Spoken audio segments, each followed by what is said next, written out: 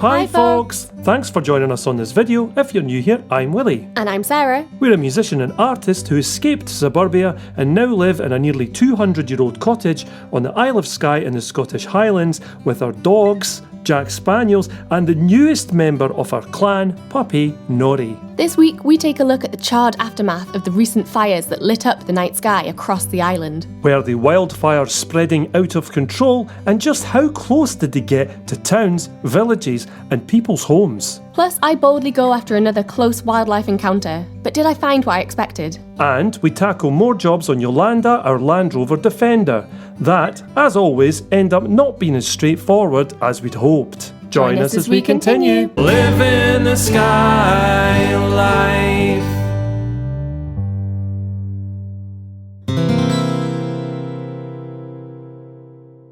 We had quite a few messages the other week from people asking about the fires on the Isle of Skye that people saw in the news. We thought we'd shed a bit of light on them because a lot of people were interested to know what it was and if it was a wildfire. We've come down to Ben Chinnavig, which is the hill that we climbed at the end of last year. We were in Portree today, so we thought we'd pop down and have a look at the sort of aftermath of these fires that went on, I think it was last weekend. Yeah, last weekend. Sarah was away in Newcastle, I was in Skye Life Cottage with the dogs. I thought it would be a bad idea to bring the dogs to a fire, so I didn't. You did see some quite close to home though, didn't you? You could see some close to the glen. You could see some close to the glen, but this is the worst part apparently, so I'm going to go up the hill and see if I can find it. I'm going to have a nice time on the beach with the boys. Let's go for a yomp.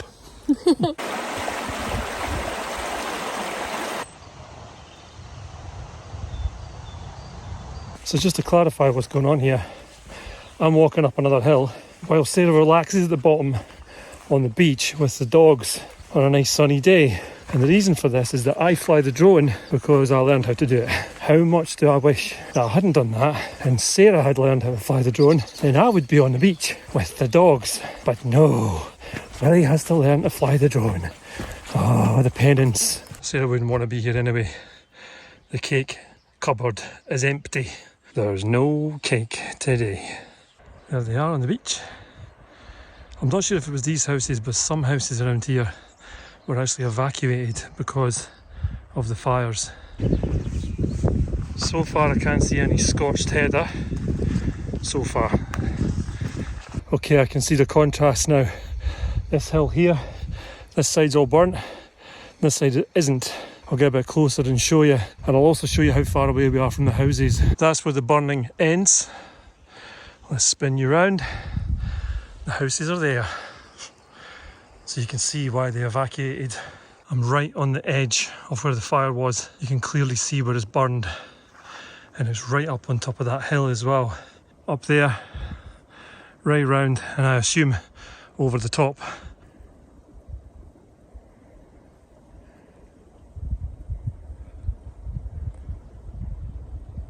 I've walked a bit further on now and you can clearly see the burn line. You can see the heather that's been burned and the bracken and the stuff that hasn't. And it's like a tinderbox, this stuff.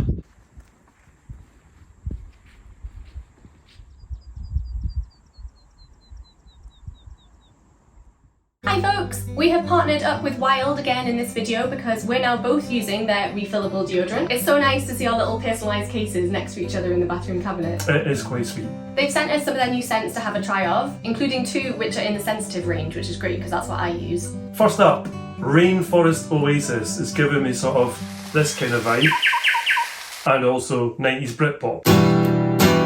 Weirdly. Don't know why. I like that. That's nice, I'll use that one. Okay. Up next is pink grapefruit and lime. Oh, that's nice. Oh, it's very clean.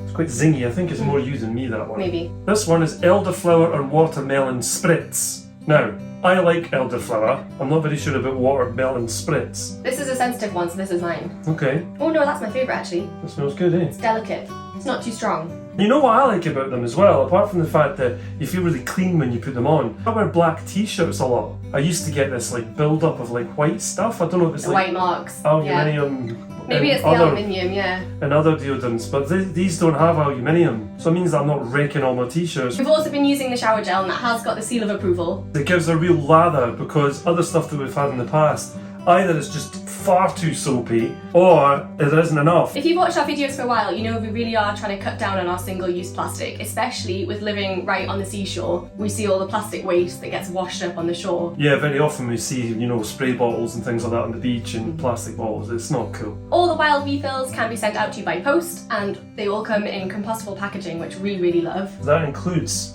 these bottles here. You Yeah. wouldn't think so, but these break down. That's great. Yeah. If you want to try out the wild product, you can use our code SkyLife20 to get 20% off your order for a limited time. Click the link in our video description, or if you're feeling snazzy, you can scan this QR code using your phone, and it will take you directly there. If you feel like it, just go wild.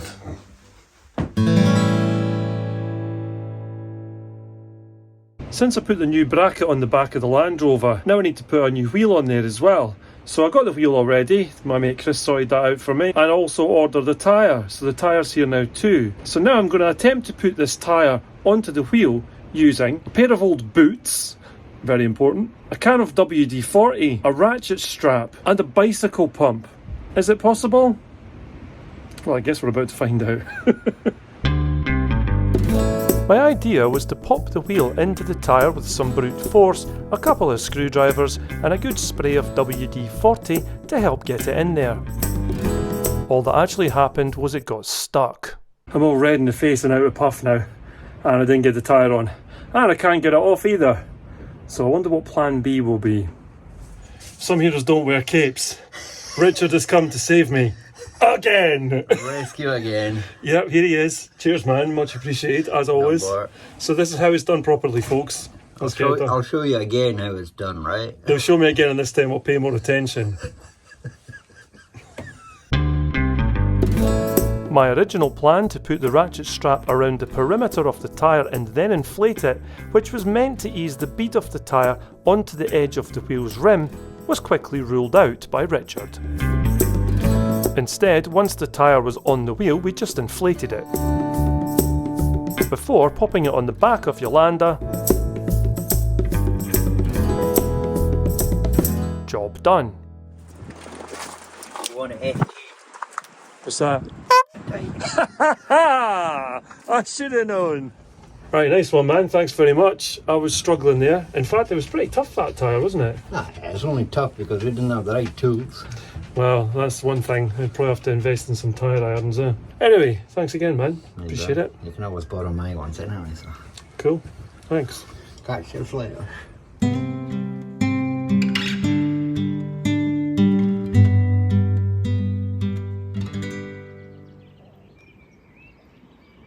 I'm just back from an early morning little walk down onto the foreshore because this morning we looked out the window and we saw an otter, or what we thought was an otter. Willie was watching it through the binoculars and I'm still in my pyjamas. I grabbed the nearest hat to cover my hair, my camouflage jacket and my camera, and I just ran down to the foreshore as quickly and surreptitiously as I could possibly manage to try and get a bit closer to film this otter. And it turns out there was two of them. I don't know if they were fighting over food or if they were playing. They were doing so much splashing and swimming around on the far side of the loch. They started to swim in towards the mouth of the river. I was trying to get a bit closer to the bank of the river to find them, but it's such high tides this week. It's a spring tide, so the whole area was covered in water. All the kind of sinkholes in the streams were flooded, so it's really treacherous and I couldn't get around that quickly.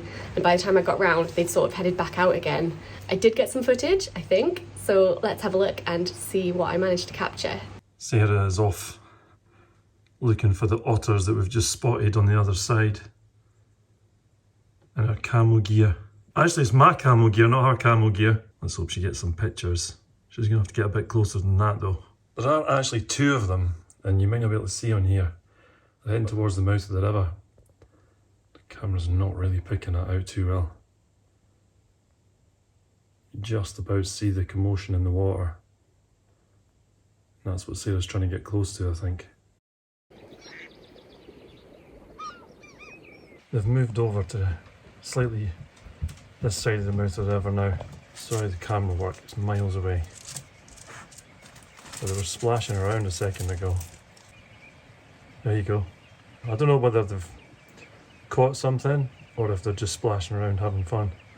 But either way, that's amazing to see right outside your door, quite literally.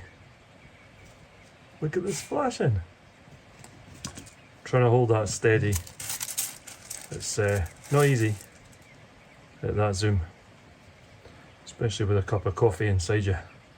Welcome to Otter Watch 2024. The otters seem to be having a whale of a time at the mouth of the river. Jumping around, leaping, they appear to be eating something. Hey Jack, we saw some otters, didn't we? That was fun. I think they're actually still out there, but you can't see them anymore because of the position of the sun. You can imagine how blinding that is when you're trying to look over there. Hi Nori. I wonder where your mum is. Is she on her way back, I wonder? There she is, she's away over there.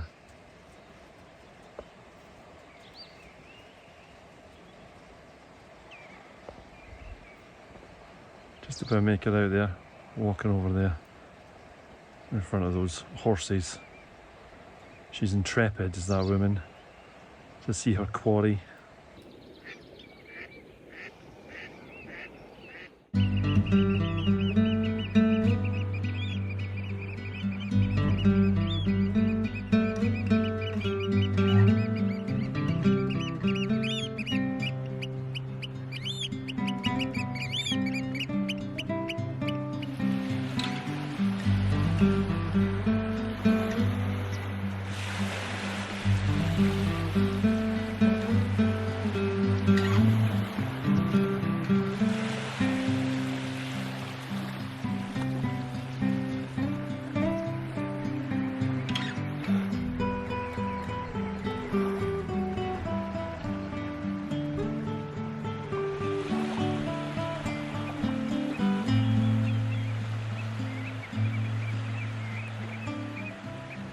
How amazing is that? It's amazing. They were just playing around and splashing in front of me. I didn't get that much good footage because they were still quite far away and I don't have a huge zoom lens yet for my camera, but that was amazing to see. Not close enough for photos yet. If you've watched our other videos, you'll know it's high on my painting wish list to be able to photograph and paint an otter. So I haven't managed to do that yet, but this has just spurred me on. We're getting better at knowing when to see them. It was really still this morning, absolutely flat calm, high water on the loch, and that's the time that we've seen them because you can see the disturbance in the water. Fingers crossed, at some point soon I'll be able to photograph one properly and do a painting from it, but that was amazing to see this morning. What a way to start the day. At the time, we were so sure that these were otters, but watching the footage back, we now aren't sure if these are actually otters or if they could be young seals. What do you think, viewers? Otters or seals? Either way, it was another amazing encounter with nature.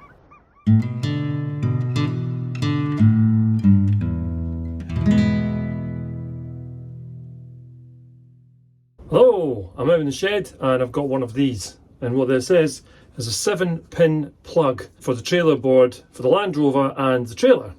And the problem is the one that's already on there is broken. The cover, which is sprung, is actually broken off. Also, the last time I was using it, I noticed that the connection was a little bit dodgy on some of the lights. Can't have that, it's too much of a risk. So I've got to replace this. The first thing I need to do though is disconnect the battery because it's an electrical thing on a car. I don't want to give myself a jolt, so I'll do that first. Then I'll have to remove this, which means I'll probably have to cut it off, which is why I have this tool, but I'll come back to that in a minute. So yeah, let's get it off, get this one on. Who knows how long it's going to take? It's one of those things that sounds like it's going to take an hour, probably end up taking about 5, but we'll see. As predicted, the screw heads are completely gone, they're all corroded away. So I could drill it out, but what will happen then is these will just spin. These pins will spin round and round and you won't actually get anywhere. So what I'm going to have to do is get a little mini angle grinder disc in behind there and cut through there, and also in there, and also under there. Sarah, can you call on Jack? Sarah? Jack, where's mummy? Good boy. Got to be careful not to damage this cable in this process, but that's got to be done.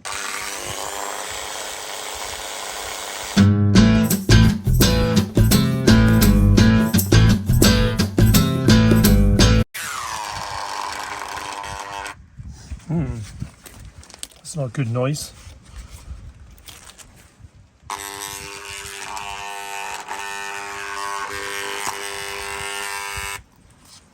Whoa. Smoke. That's not cool. Oh dear. Yeah, I think that this is probably best unplugged here. Well, I have had this for a number of years, and I'm not actually all that surprised that this has happened. Okay, plan B.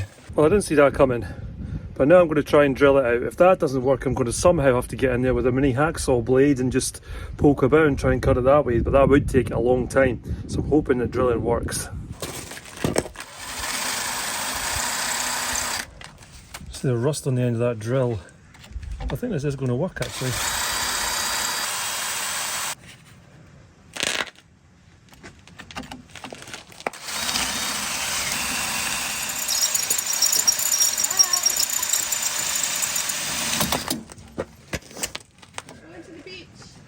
Have fun!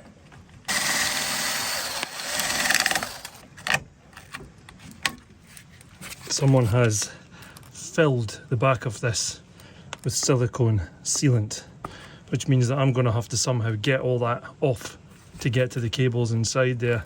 What fun!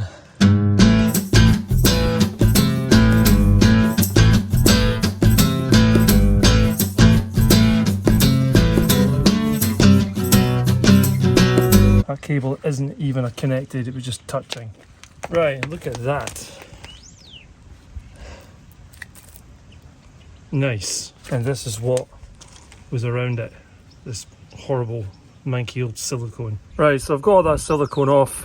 So what I've got to do now is get the wires and strip them to expose the copper wire underneath that needs to go into the new socket. And that's going to take a wee while, I think. Just because it's in quite an awkward position. Then I'll need to put my rubber grommet on the back and then stick it all together basically. It should be fun.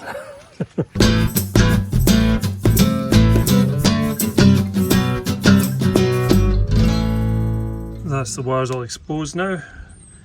Put the grommet on next and then hopefully wire it up properly. So it ground to a halt, didn't it, Sarah? Yes. I've been brought in for my detective skills. Yes.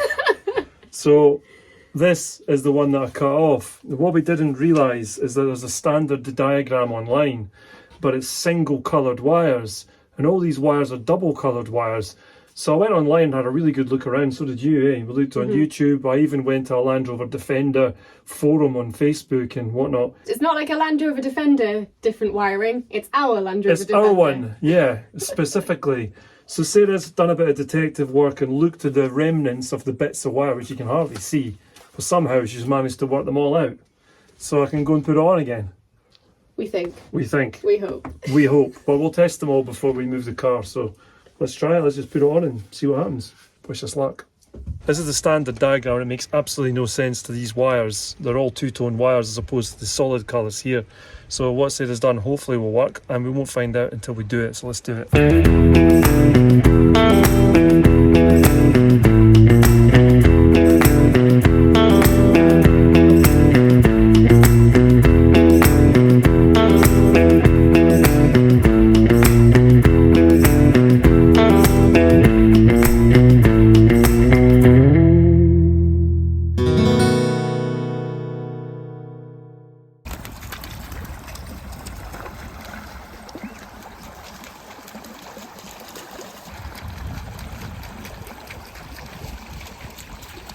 Pups.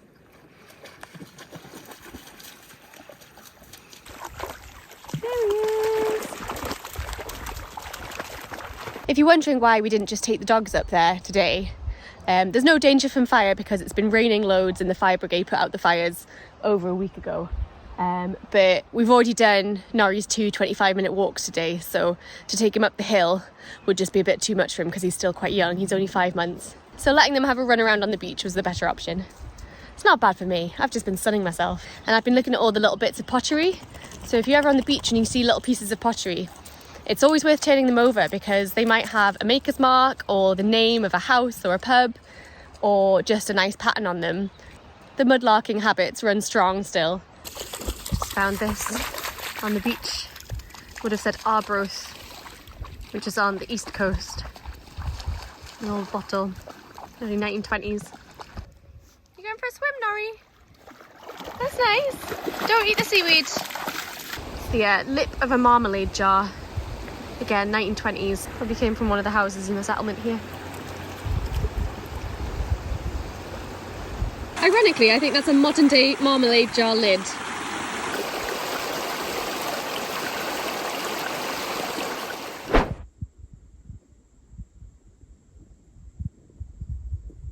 Here you can see right on the edge where this didn't burn, and then just beyond, look at that, how fresh that is. You can really smell it as well. It really smells like burnt wood. It would do, wouldn't it? Because it's burnt wood.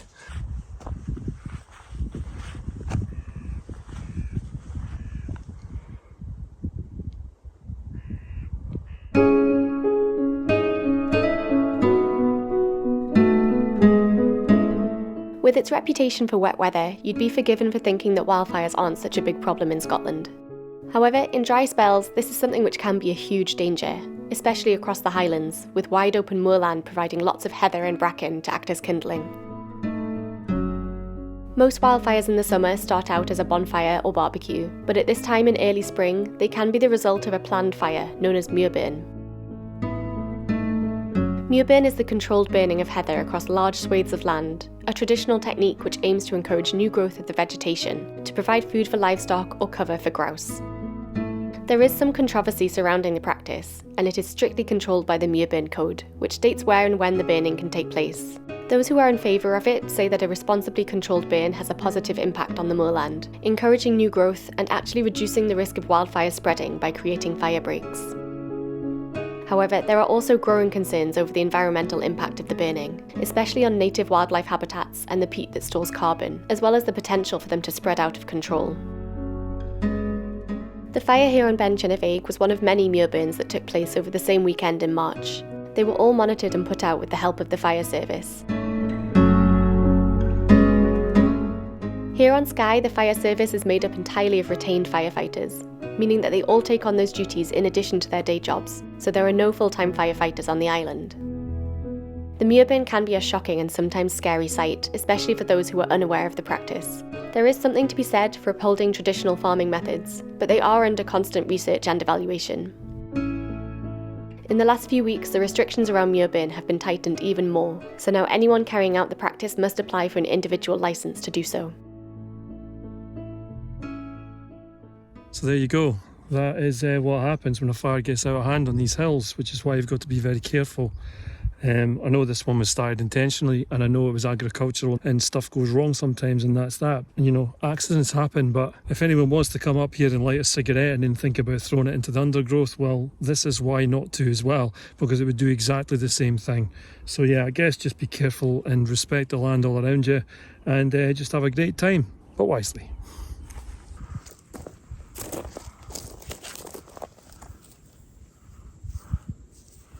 Pretty sooty stuff, but the good news is there's new growth coming through. I'll show you, and that's the reason it's done in the first place, because it promotes the new growth. Because the old dead bracken and heather, that blocks out the light and also gives it nutrients to burn it like this, I think. So there's the proof. That's the new shoots for this year coming up.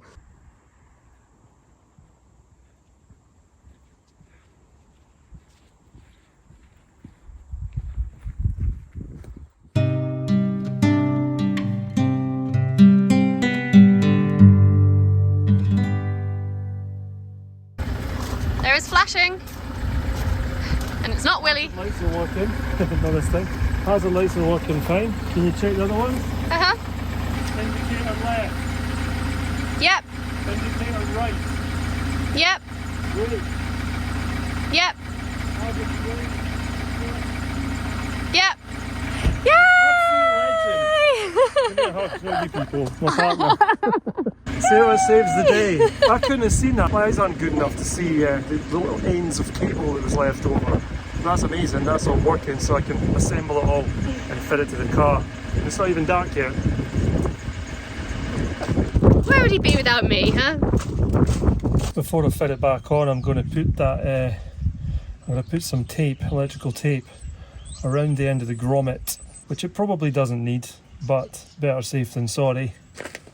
I'm certainly not going to fill it full of silicone, that's for sure.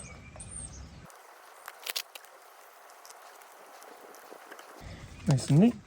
So hopefully water can't come in here now. That then gets mounted on here like that.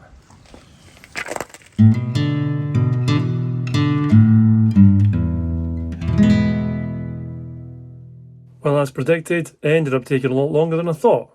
I knew it would. I didn't know I was going to find it full of silicone sealer, and I certainly didn't know that I was going to find different coloured wires to any other diagram online. I couldn't even get to the wires to take a picture, so I just had to cut them out underneath the silicone. It was absolutely chock-a-block full. Otherwise, I would have just taken a picture and just worked from there. Anyway, it's done. Massive thanks to Sarah for her help, being able to see all the tiny little bits of colour where I'd cut the end of the wires off. Amazing. Without that, I would have been scuppered, so nice one.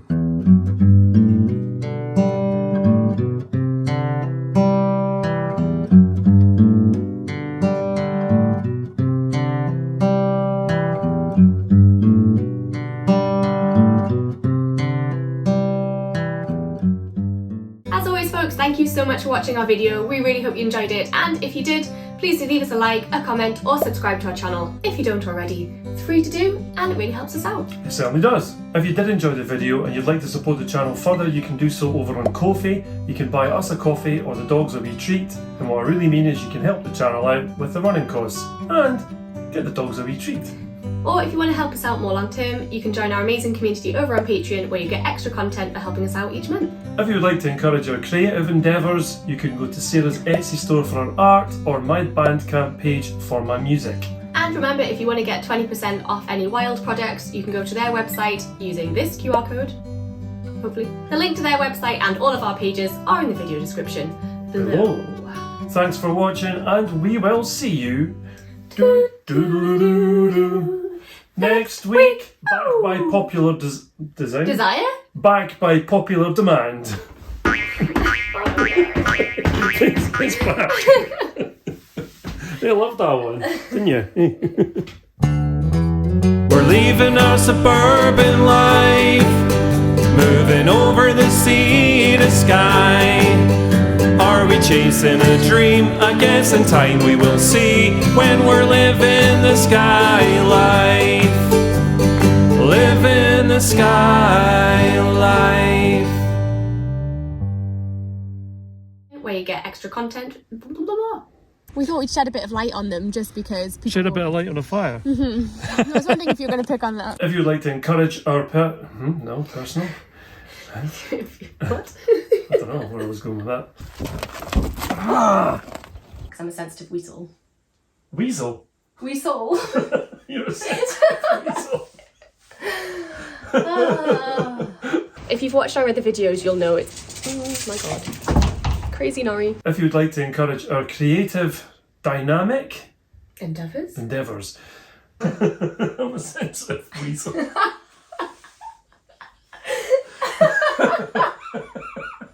Can't see anything. Hold on. And now I still can't see anything.